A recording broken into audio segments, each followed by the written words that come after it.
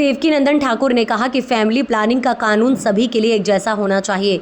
अगर हिंदुओं के 2 बच्चे हैं तो सभी के 2 बच्चे होने चाहिए। अगर हिंदुओं के एक पत्नी रखने का अधिकार है तो दूसरों को भी एक पत्नी रखने का अधिकार होना चाहिए। जबलपुर पहुंचे देवकीनंदन ठाकुर ने प्रेस वार्ता में कहा कि जो भी पार्टी भगवान कृष्ण की जन्मभूमि बनाने में हमारा सहयोग करेगी, हम उसको पूरा सहयोग करेंगे। आज के मुस्लिम भाई जो यहाँ रह रहे हैं वो पहले हिंदू थे, उनके पूर्वज भगवान राम और कृष्ण की पूजा करते थे। हमारी आत्मा में राम है, मथुरा, काशी और अयोध्या एक सनातनी के आत्म स्वरूप है। इन तीनों जगहों से किसी प्रकार का कोई समझौता नहीं किया जाएगा। हम किसी पार्टी विशेष के नहीं हैं। देवकीनंदन ठाकुर के जबलपुर आगमन पर पत्रकारों से चर्चा के दौरान देवकीनंदन ठाकुर ने कहा कि मैं कैमरे के सामने बोल रहा हूं कि विपक्ष के सभी नेताओं में से कोई भी श्री कृष्ण जन्मभूमि बनाने में हमारा सहयोग करेगा। आगामी 2029 के चुनाव में हम उसे जिताने की कोशिश करेंगे। सनातनी परंपराओं को लोगों तक पहुंचाने का हम प्रयास करेंगे कथा के माध्यम से। हम जबलपुर और मध्य प्रदेश जहां भी आसपास के लोग हैं उनसे प्रार्थना करेंगे, आप अपने बच्चों को लेकर कथा में पहुंचे। चाहे एक आध बुजुर्ग घर में रह जाएं, लेकिन बच्चे उस कथा में आप अपने बच्चों को लेकर पहुंचे, क्योंकि जो एजुकेशन स्कूल और यूनिवर्सिटी में नहीं दी जाती है वो प्रयास हम करेंगे कि पुराणों के माध्यम से आपके बच्चे मानव बन सकें, अच्छे मानव बन सकें। अच्छा मानव बनेगा, ज्ञानवान मानव बनेगा तो क्या करेगा? वो समाज को सुख देगा, वो परिवार को सुख देगा, वो देश को सुख देगा, वो देश का नाम करेगा। और कोई मतलब खूंखार बन गया तो परिवार को भी दुख देगा, प्रदेश को भी दुख देगा, देश को भी दुख देगा, जो भी सामने आएगा उसको दुख देगा। तो ये कार्य करने का प्रयास हम कथा के माध्यम से करेंगे। सनातनियों से निवेदन करने आए हैं कि आप सभी परिवार के सहित, बच्चों के सहित कथा में पहुंचे। दूसरा, कल हम यहीं से MR4 रोड विजयनगर से लगभग 1:30-2 बजे अनेकानेक वाहनों के साथ सनातन यात्रा लेते हुए कथा स्थल तक पहुंचेंगे। तो ये लगभग 15-20 किलोमीटर, 25 किलोमीटर का ये रहेगा और इसमें हम सभी सनातन प्रेमियों के साथ कथा स्थल में जाएंगे और वहां कथा प्रारंभ करेंगे। उसी कथा के माध्यम से हम मध्य प्रदेश के लोगों को ये भी बताएंगे कि पूर्व में जो सनातन पर आघात हुए हैं उन आघातों से उबरने का समय है। अब प्रयास करें हम, अब जैसे अयोध्या में भगवान श्री राम का भव्य दिव्य मंदिर का निर्माण हुआ है, वैसे ही कथा के माध्यम से ही हम ये प्रयास करेंगे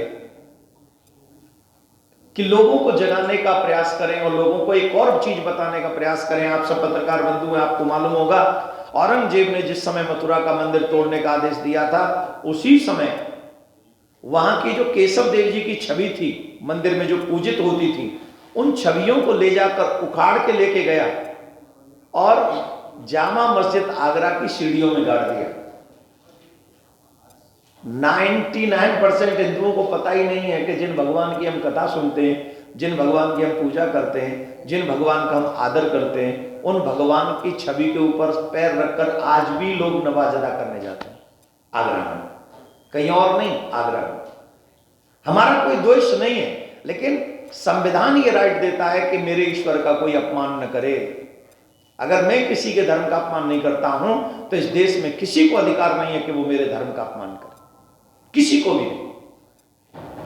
तो ये भी हम सनातनियों को बताने का प्रयास करेंगे। उसके लिए हम लड़ाई लड़ रहे हैं। हमने कोर्ट में केस किया हुआ है, आगरा कोर्ट में केस किया हुआ, कृष्ण भूमि में केस किया हुआ, और इसका प्रयास करेंगे कि मध्य प्रदेश में भी जो लोग कथा सुनने आए उनको भी सत्य को और तथ्य को बताएं। और ये मैं अपनी मुंहमादी बात नहीं बोल रहा हूं, इतिहास की कुछ किताबों में इसको पढ़ने को मिलता है। आप गूगल पे जाएंगे, माजरे आलमगीर ये किताब है, उसे आप पढ़ेंगे, उसमें भी मिलेगा। एक फ्रांस के पत्रकार हैं, उन्होंने किताब मैं डॉक्यूमेंट्स के पर लिखी है, आप उसको पढ़ेंगे, उसको भी आपको पढ़ने को मिलेगा। तो it's not my words only, ये मेरे सिर्फ शब्द नहीं है, ये तथ्य है, ये सत्य है। तो इन कार्यों को करने के लिए हम सभी सनातनियों को जगाने का कार्य करेंगे और सनातनियों से कहेंगे अभी नहीं तो कभी नहीं, आपको जागना होगा।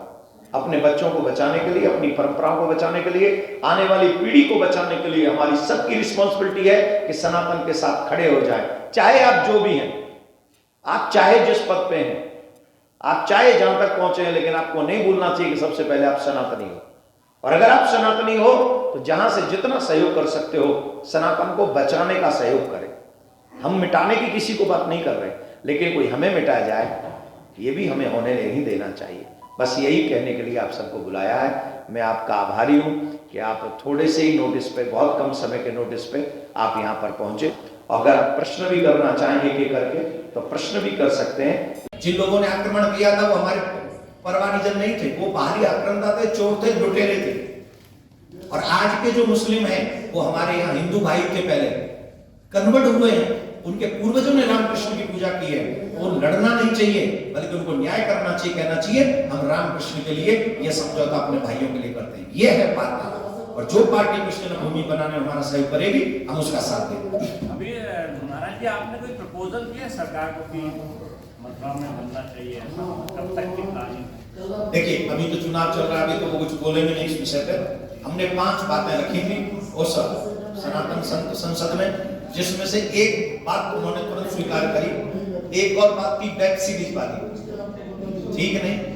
वेब सीरीज, ये वेब सीरीज हमारे समाज का हित कर रही है, अनित कर रही है, कैसी कैसी बुरी चीजें आ रही है।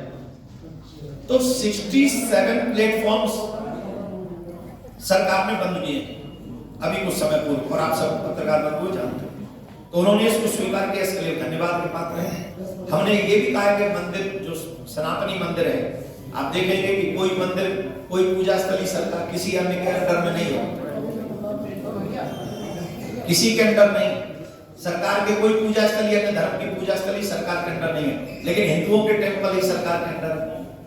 तो हमने कहा कि उन सरकारी मंदिरों के पैसों से गुरुकुलम बनने चाहिए। हर एक जिले में 5-5 गुरुकुलम बने, जिससे हमारे बच्चों को संस्कार मिल सके, सभ्यता मिल सके। मॉडर्न गुरुकुलम बने ना, जिसमें वो हमारे बच्चे आज के सारी एजुकेशन को भी प्राप्त करें, और फिर अपने जो भारतीय परंपरा है, जो सभ्यता है, संस्कार है, मातृवत प्रदारेषु परद्रव्येषु लोष्टवत आंपत सर्वभूतेषु यपत से सपंडितः।